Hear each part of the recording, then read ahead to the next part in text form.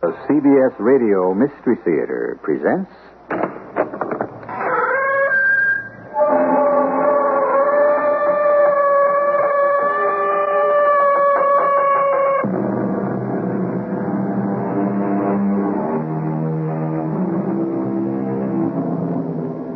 Come in. Welcome. I'm E.G. Marshall. If your candle is burning, a gust of wind will blow it out. If your house is burning, a gust of wind will make the flame hotter and brighter. The wind and the flame. Can it be said they seem to have a kind of love-hate relationship? Or should it be said that we simply cannot predict the actions of the elemental forces of nature? In which case, what can we say about ourselves? Isn't each living creature a collection of those very same mysterious and baffling forces? Telephone for you, sir. I don't want to talk to anyone now. Gentleman says it's urgent. Tell him to call back later. I'll do that, sir. Who is it, by the way? Mr. Wesley Carradine. Who? Mr. Wesley Carradine. Well, that's impossible. Wesley's been dead 6 months. But here he is on the phone, sir. Do you want to talk to him?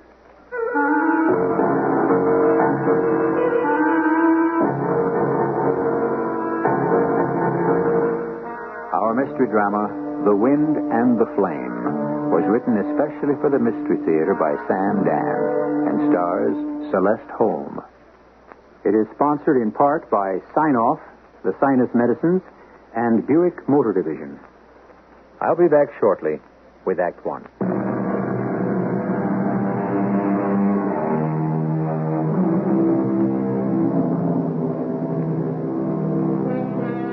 Conscience, said Sigmund Freud, is the perception of the rejection of a particular wish operating within us.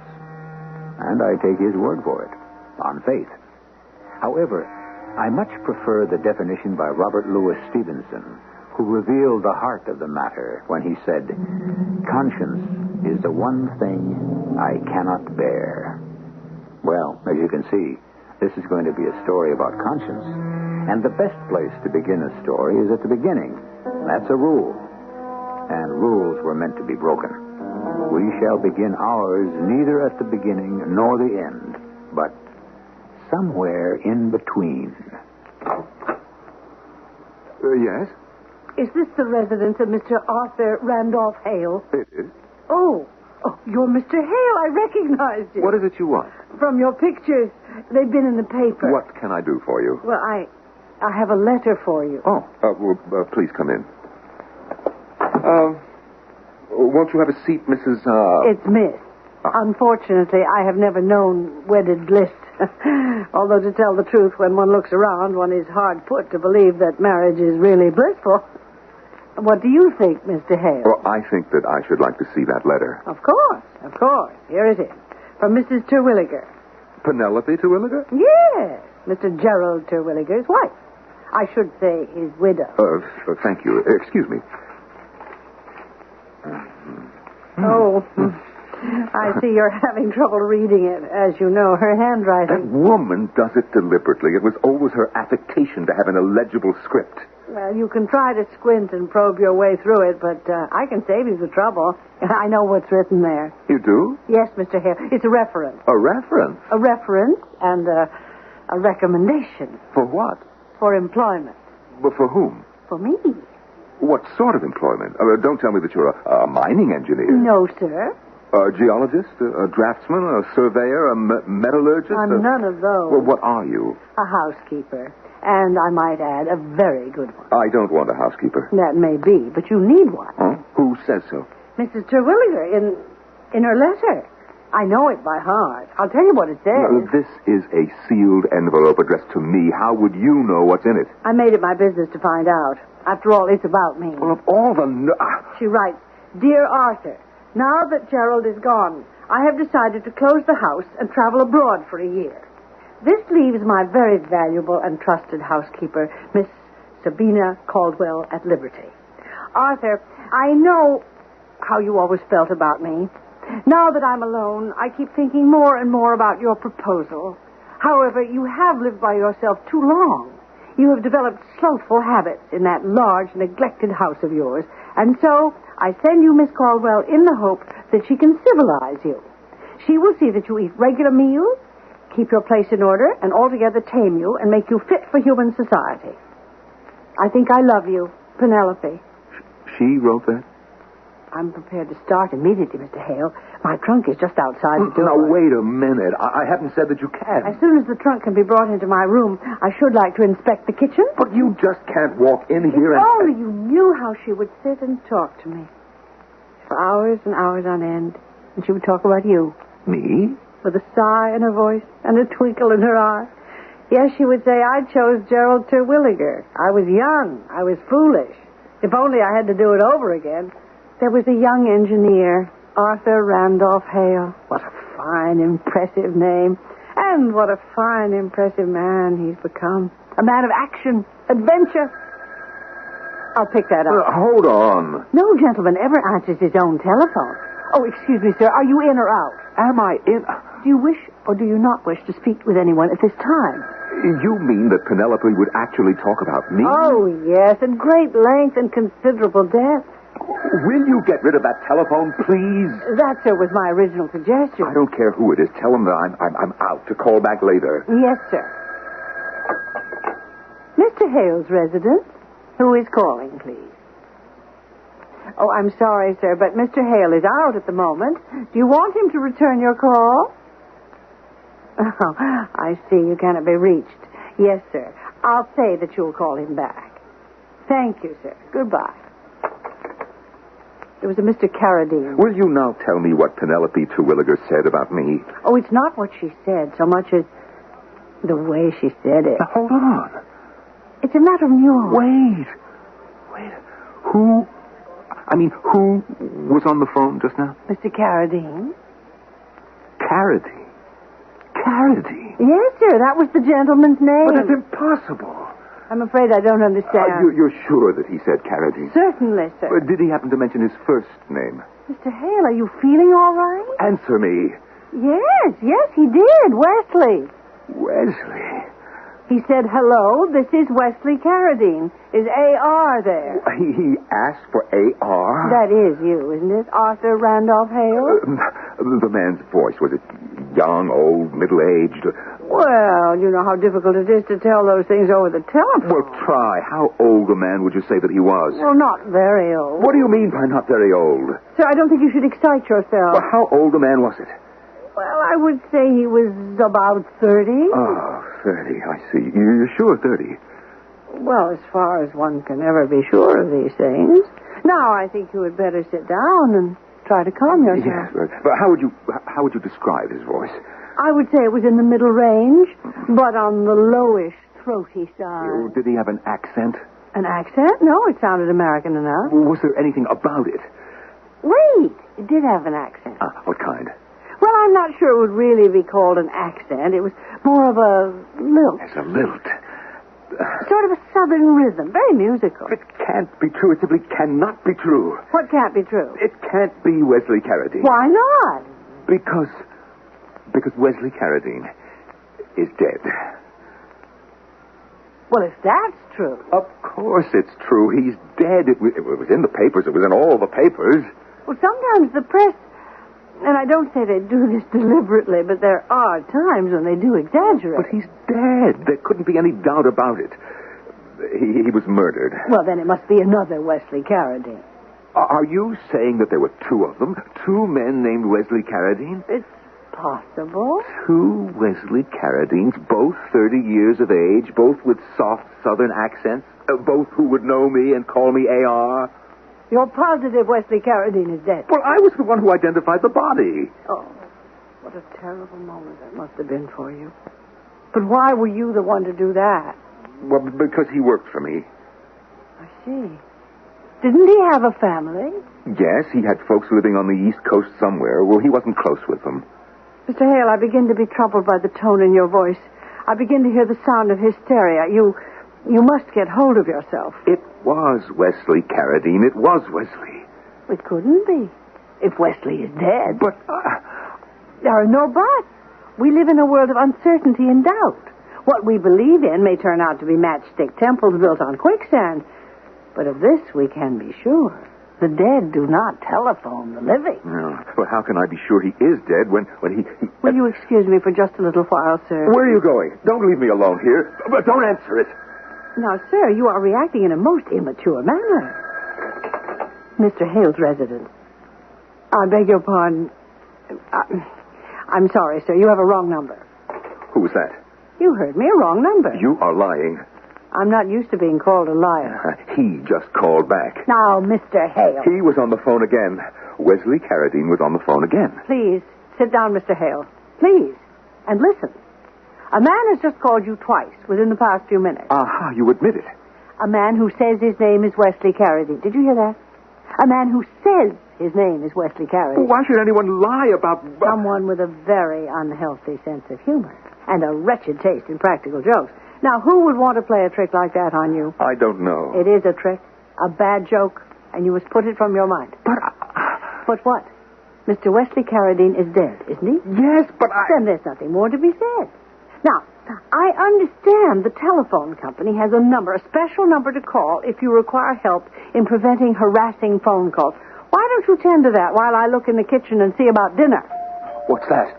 Well, I would assume it was the front door. Don't answer it. Why not? Who do you expect it to be? Excuse me. Yes? Who's there? Well, that's odd. Who is it? There's no one here. What are you talking about? See for yourself. Do you know what must have happened? Some child must have just played a prank. Rang the bell and ran away. No. Look, on the step. Oh, it's a small box. Don't pick it up, don't. Why not? Well, how do you know what it is? Well, let's open it and find out. Open it? Your name is on it. Look, Mr. A.R. Hale, 1737 East 54th Street. Oh, there's something wrong, very wrong, Miss Caldwell. You'll catch your death standing out here in this cold. Let's take this inside. Well, shall you open it? All right. I'll do the honors. I wonder what it could be. Oh, my goodness, it's a revolver. And there's a card enclosed. It's addressed to you. Why don't you read it? What does it say? Let me see. Use it well. Well, now, that's an odd thing to say about a revolver. Use it well. Must be something written on the other side, too. What does that say? One is all you need. Wesley. Oh, Wesley.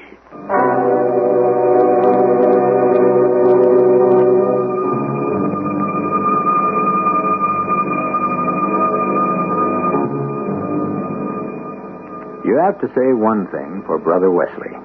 He gets around. What makes Wesley all the more remarkable is the fact that his home base is the grave. There will be a widening of Wesley's theater of operation when I return shortly with Act Two.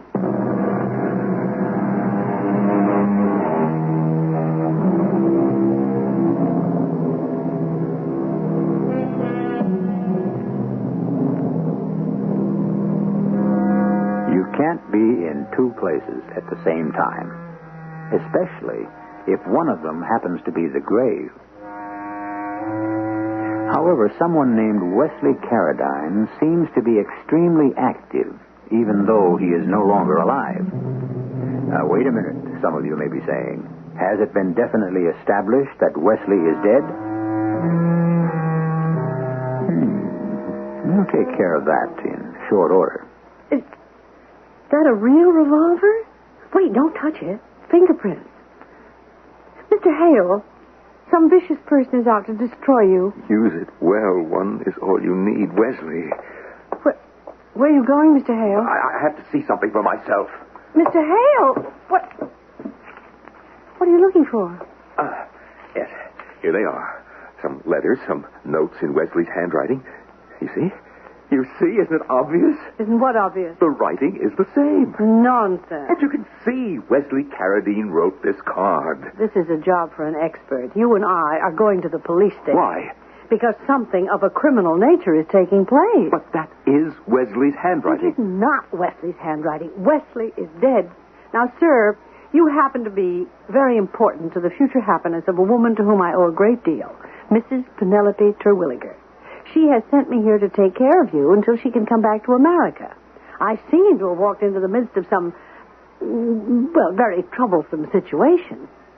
So I'm here to stand by you in every way I can. And the first thing we have to do is to go to the police.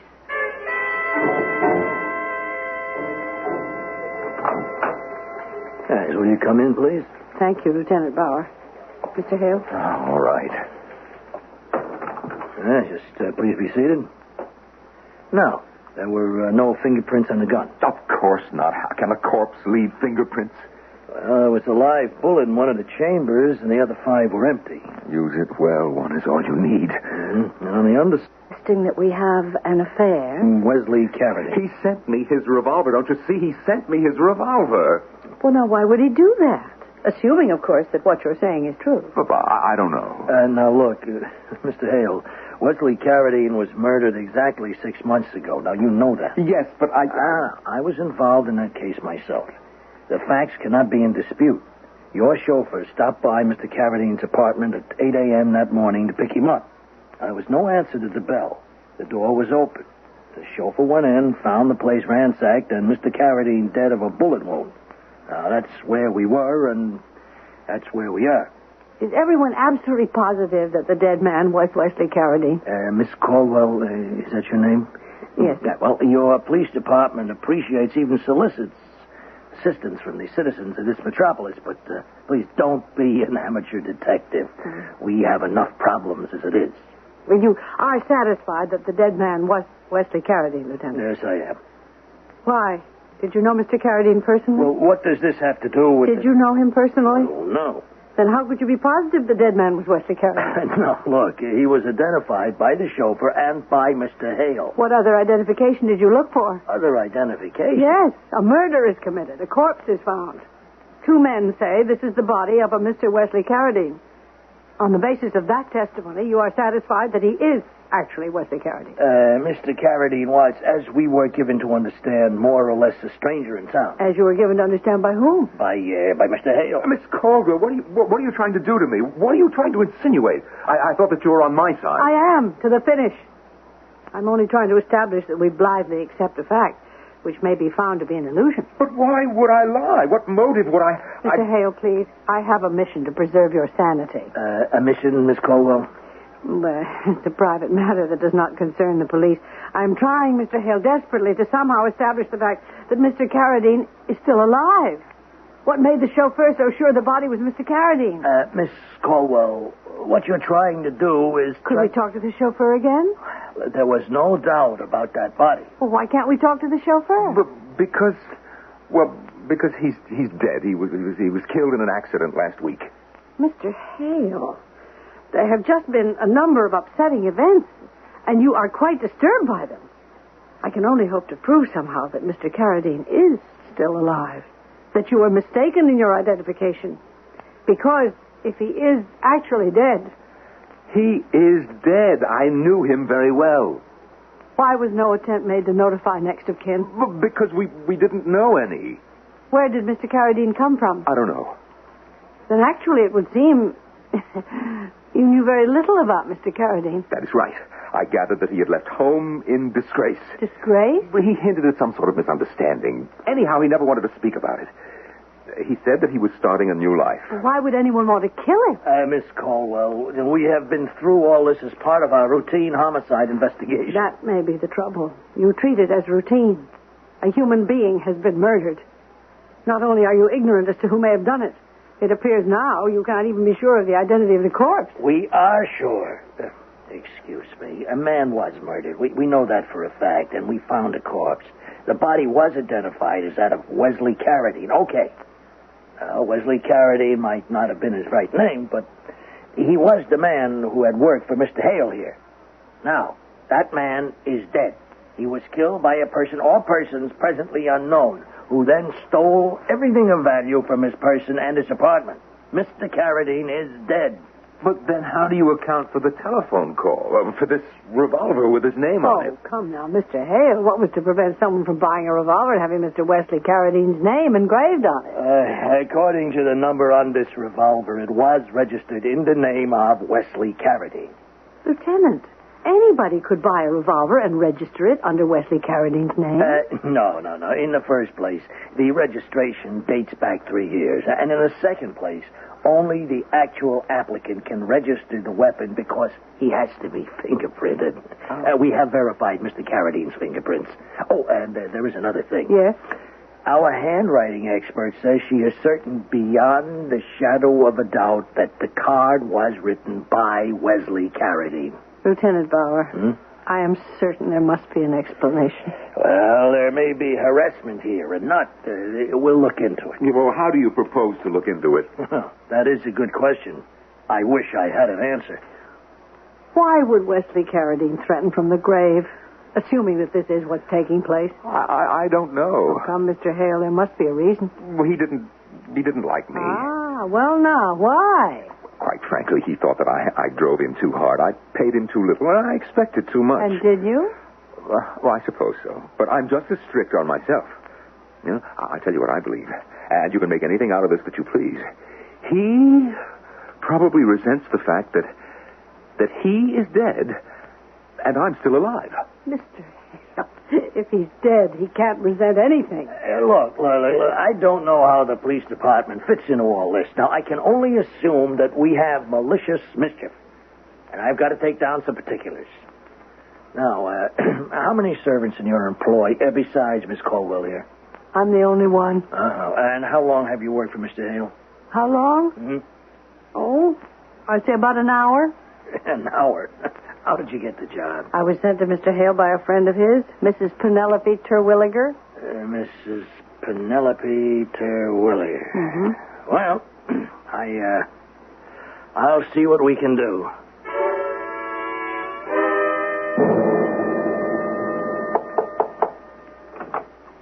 Mr. Hale. What is it? You must come down for breakfast. No, I'm not hungry. You haven't eaten in 2 days. The phone rang this morning at 6:30, didn't it? Yes, it did. Matter of fact. Huh? Who was it? He called again, didn't he? Huh? And what did he say? Does it matter? Why do you allow yourself... I knew who it was the minute I heard the phone ring. You did? Yes. Then why didn't you answer it? Because I can't. That way you'd know for sure if it's his voice. What did he say? Mr. Hale, I have a problem I can't help, and it gets me into all kinds of trouble. Put yourself in my position. I hear a phone. I answer it. I report it's a man. I describe the voice. You become terrified. Why? Because you insist it's a man who's 6 months dead. Now, here is where my problem comes in. I make deductions from facts, and I speak my mind. I see you react in such a violent manner. You're so distraught. I cannot help but suspect you have a feeling of guilt. What?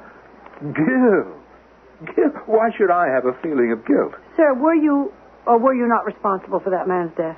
He was killed by the robbers. We don't know that for a fact. What are you trying to imply? I don't even think I'm implying it. I state it as a fact. You killed Mr. Wesley Carradine. How do you dare to... We could settle this with a yes or no. Well, the answer is a definite no. No, I hope that you're satisfied. Sir, all I'm saying to you is that your reaction tends to arouse suspicion. Well, what do you expect? I was very close with Wesley toward the end, and I was caught so completely off guard. Well, has it ever happened to you? You're hit from the blind side without warning? If your conscience is clear, then you must not behave as if it were guilty. Well, no one's conscience is ever entirely clear. But you cannot behave as if you were the man who murdered him. Well, first thing you need is a good breakfast. Wesley Carradine is dead. You are probably upset because you might have been kinder to him. Isn't that so?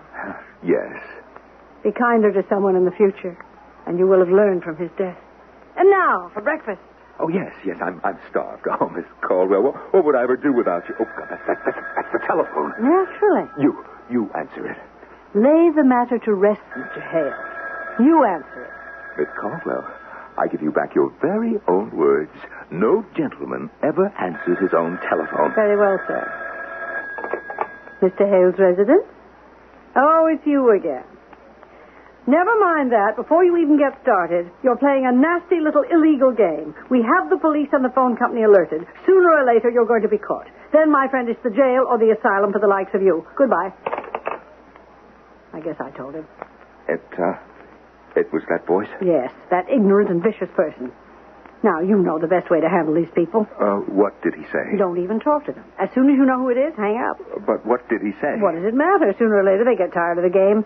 Their minds are too fragile to have any staying power. He must have said something. He identified himself as Wesley Carradine? Oh, yes. But I know his voice by now. But did he say anything else? I wasn't listening. Now, some hot coffee, cereal, eggs, bacon, toast. Get back into the real world, Mr. Hale, and stay there. Oh, you're a remarkable woman. Eat your breakfast.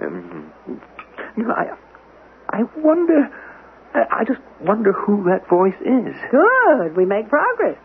Till now, you had deluded yourself into thinking it was actually the voice of Wesley Carradine, whoever he was. Now you acknowledge a rational explanation. Well, it's obviously a prank. I used to work for a doctor. He said, Miss Caldwell, the body, the mind, whichever, is attacked by a germ or a neurosis. It retreats at first. And then it summons all of its strength to repel the invader. Now, that's what has just happened to you. The practical instincts of a lifetime have just come to your assistance and rescued you from being overcome by superstition. Yes, of course. Well, I'm interested in knowing what he did say, however. Not very much. He said his name, his alleged name, asked for you, and said he wanted to discuss a project. What sort of project? Said you'd know about it. He gave it a name. A name? Yes, he said it was the Langley-Jewett proposal. The what? Well, I think that's what he said. Jewett-Langley, or was it Langley-Jewett? I don't... Mr. Hale. Oh. Mr. Hale, what's wrong? Mr. Hale!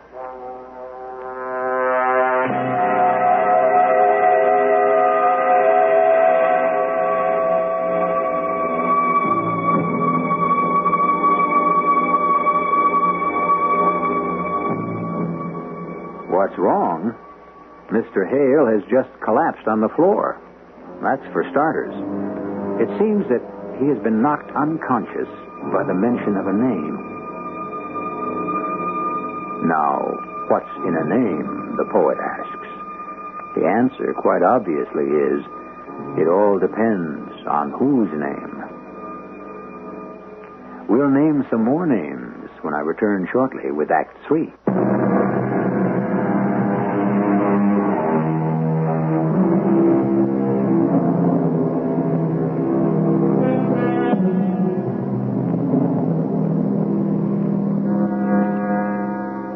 The pen is mightier than the sword. And the word, it seems, is weightier than the fist. If you want to strike a knockout blow, perhaps a good look can be more destructive than a right hook. The greatest wounds may be those that leave absolutely no outside scarring. On with our story. Mr. Hale. Mr. Hale. What? Don't say anything. Just drink this. You said that Wesley called and... No, sir. Wesley did not call. But you just said... I said a voice that claimed to be Wesley. Now drink this. He wanted to talk about Langley Jewett. You're going to be all right. Langley Jewett. He did say Langley Jewett. Mr. Hale, you must relax. Well, how can I relax? Because you've had a bad experience. It was the voice of Wesley Carradine. We know that's impossible. But don't you see? Only Weslly Carradine and I knew about Langley Jewett. Are you positive? Of course. What is Langley Jewett? What? Oh, it's a mine. It's an old abandoned silver mine. Yes? You see, it's supposed to be all played out, and we could pick it up for peanuts. What does that mean? Wesley discovered that there's a whole untapped lode. Oh. Millions and millions of dollars worth of silver. And this was your secret. Yes, Wesley's and mine. How do you know someone else didn't find out? Nobody could have found out. How can you be sure? Because I just closed the deal for the mine myself. And what does that prove? You don't understand. If anyone else had been wise, I could never have... Well, I could never have stolen that mine. Stolen? That's a figure of speech. Well, then why did you make it sound like a shady transaction? Is it shady to pick up a property as cheaply as you can? What you're saying is that you were able to buy Langley Jewett because only you and Wesley Carradine knew its true value. Yes. Obviously, this person who just called knows something about it also. That is why that person has to be Wesley Carradine. If Wesley Carradine called you, then he can't be dead. But he is. I know that he is. How can you be so certain? Oh. After all, for reasons of his own, Wesley may have wanted to disappear. He murdered someone who may have resembled him. Left that someone's body in his apartment. You and your chauffeur make the natural assumption. The apartment is Wesley's. The body looks like Wesley's. Therefore, it must be Wesley. No. That's not what happened. It was Wesley. My dear Mr. Hale, most of our assumptions are based not on absolute truth, but what seems to be apparently true. Oh, will you shut up? Mr. Hale, I know you're upset, but I cannot permit... Just stop talking for a minute, will you? Just stop acting as if you know everything. You're always gadding away. No wonder you never got married. I don't believe that my personal affairs... I bet you never had an affair either. You couldn't stop talking long enough. Will you listen to me a minute? Wesley Carradine is dead. You know how I know? I'll tell you. He is dead because I killed him. Mr. Hale... You don't have to say anything. You really have nothing to add to this conversation. I killed Wesley Carradine. You realize what you're saying? Yes, I know what I'm saying. You realize I could go to the police? Oh, no. No, you won't go. You intend to stop me by force? Yes. You see, there's a gun on my dresser. Wesley's gun. It's got a bullet in it.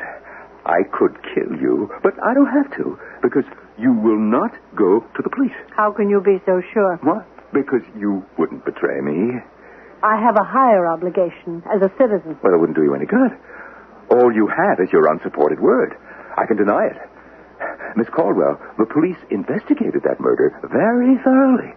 I was a routine suspect. I had an unshakable alibi. I had spent that evening with a young lady. She can be found. That alibi can be broken. But she has since disappeared into the vast anonymity of her kind and class. Isn't it possible she may return one day for blackmail? Well, I have information concerning her which could be as damaging as anything she could say about me. Mr. Hale, I'll be leaving.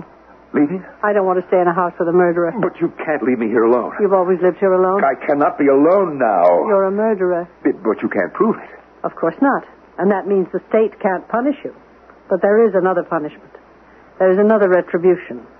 You'll never know a moment's peace for the rest of your life. You will always hear Wesley Carradine's voice. You will always see his face. Oh, Miss Caldwell, please listen. You don't know how it is. You broke a man-made law. You violated a God-given commandment. I did. I know that I did. Then take your punishment. Take your punishment. You can say that. That's what strong people say. That's what Wesley said. Take your punishment. What punishment, Mr. Hale? I needed that mine, that Langley Jewett mine. Everything else had gone down the drain. You had been losing other people's money. You faced a day of reckoning. How did you know? Oh, it's all too familiar a situation. A trustee, an executor, an administrator. You act as all three in many cases. You were false to your trust. Don't say it. It's enough that Wesley said it. I didn't know that I was going to kill Wesley. I didn't dream of it. I stopped by at his apartment that night just to check out some routine affairs, and he... He what? He said...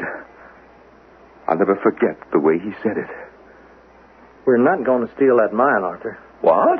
We'll offer $10 million. What are you talking about? Well, now, 15 would even be more fair. Should I get a doctor?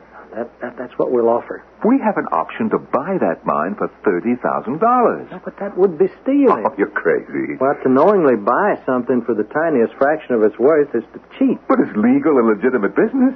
It's cheating. Oh, and you never cheated in your life, huh? Yes, much too often and far too often. Now, Mrs. Jewett is a widow. She has children to support and educate. Now, we are stealing from her. What happened to you all of a sudden? I feel that I want to go home. I have to go home. I wrote my folks. They're expecting me. Now, look, I have losses I have to make up. I can go to jail. Oh, I am sorry, but if you keep sailing so close to the wind, sooner or later the boat tips over. Well, what are you going to do? Now, forget all about this fancy philosophy. Tomorrow morning, I'll call on Mrs. Jewett, and I'll tell her we intend to make a realistic offer for the mine. But she is happy to get $30,000. My mind is made up. Millions? You'll offer millions? Where will we get those millions? We'll operate the mine and pay as we go. No, I won't do it. Now, look, I am in as deep as you are. We both have to pay a price. Well, I won't let you. I am sorry. There is nothing you can do about it. But there was something that I could do about it. I went home, I got my revolver. I went back there, and I shot him. Then I ransacked the place to make it appear to be robbery. The police investigated for a few weeks, and then it was filed and forgotten. Perhaps it wasn't forgotten by Wesley Carradine. He's been trying to talk to you. Oh, no. No. It's my imagination. Oh, I feel better now. I had to talk to someone. I had to confess to someone, and now I feel better. The weight is off of my soul. It's all in my imagination, and I can control that. Tell that to Wesley Carradine. He wants to talk to you. Oh, no. It's all my imagination. I hear the phone. It's not in my imagination. I defy you. Pick up that phone. Talk to him. Talk to the man you murdered. No, I can't. Then I'll tell him. Yes, I know who it is. He says he will not talk to you. Very well. I'll tell him. What are you going to tell me? He wants to see you. No, I don't want to. I can't see him. Then confess you killed him. I did. Not to me. I don't count. Confess to the police. No, don't make me do that. If you want to know peace, you'll have to do that. Or what? Do what he told you in his note when he sent you the gun. Use it well. One is all you need. Oh, no, never. It has to be one way or the other. What's that? You know what that is, the doorbell. Are you expecting anyone? Of course you are.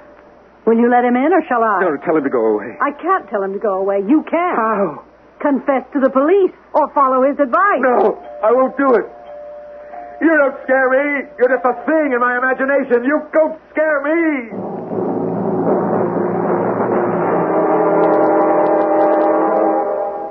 I was downstairs in the kitchen, Lieutenant. He was upstairs in his room. He was terribly upset. I heard a shot. I was frightened.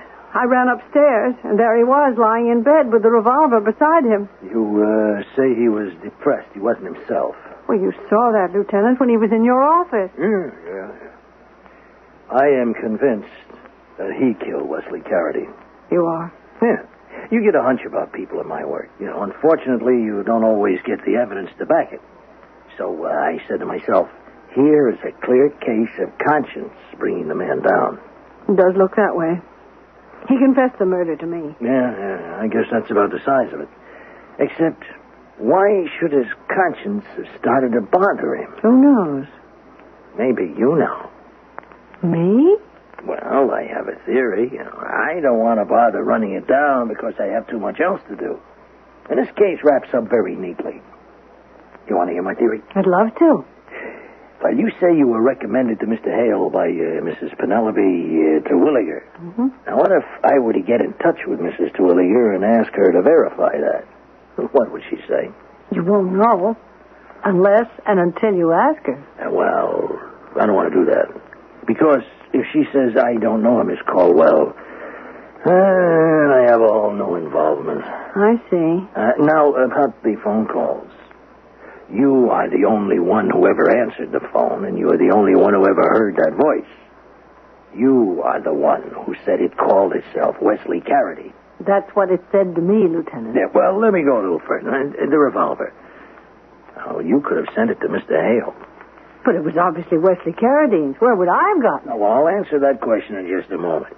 And the card. Where could I have gotten a card with his handwriting? Where? From a Mother's Day present or a birthday present? You might have saved it. What are you saying? If your name is Mrs. Carradine, everything falls into place. Now, you would have the old gun. You would have cards from old gifts.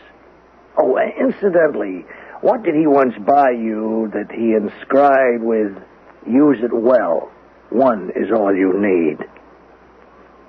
Well, You would know enough valid inside things about Wesley which you might use to frighten Hale.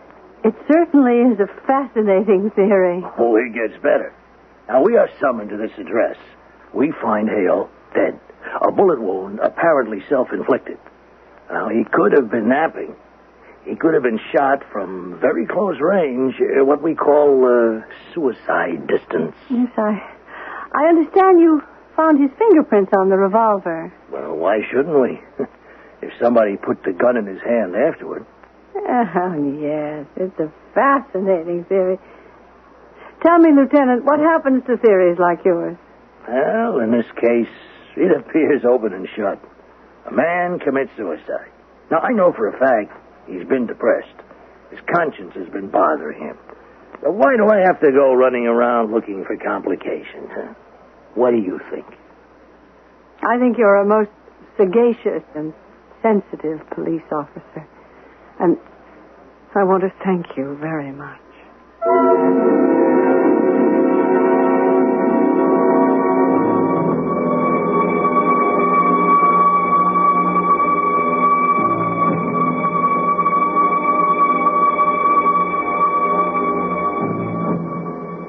Thank him for what?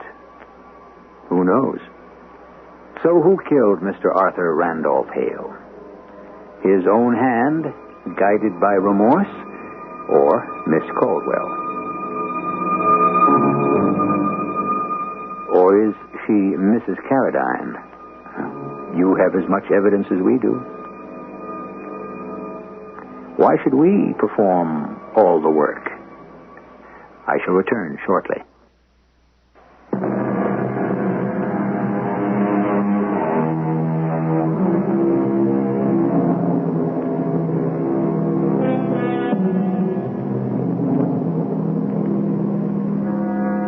A little while ago, when this particular story began, we spoke about the wind and the flame.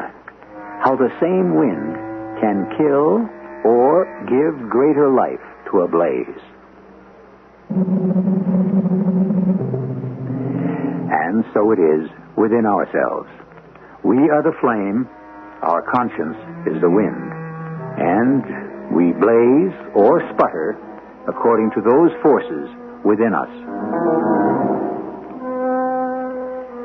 We do a lot of blazing and a little bit of sputtering, just to give it variety, 7 times a week, right here. Our cast included Celeste Holm, Norman Rose, and Earl Hammond. The entire production was under the direction of Himan Brown. And now, a preview of our next tale. It's recording a vibration with an amplitude of nearly 60 millimeters. Preliminary tremors already, but our calculations... No. It's too strong for that. What's the depth? It's only 70 feet. But I don't get it. What? Well, look where it's coming from. Transpose the coordinates. The valley? But that's safe ground. It's solid bedrock. It seems to be moving at a steady pace. Good Lord. What? Look at the screen. Look where it's headed. Straight towards the fault line. What's the amplitude now? It's still 60 millimeters. Still? Are you sure? Whatever it is 60 millimeters, it's still strong enough that if it comes into contact with the fault... Wait, hang on a No, minute. I'm calling the mayor, and if he won't listen, I'm calling the National Guard. It's no use, Sam. If it's the real thing, it's too late. Radio Mystery Theater was sponsored in part by Buick Motor Division and Sign-Off, the sinus medicines. This is E.G. Marshall inviting you to return to our Mystery Theater for another adventure in the macabre. Until next time, pleasant dreams.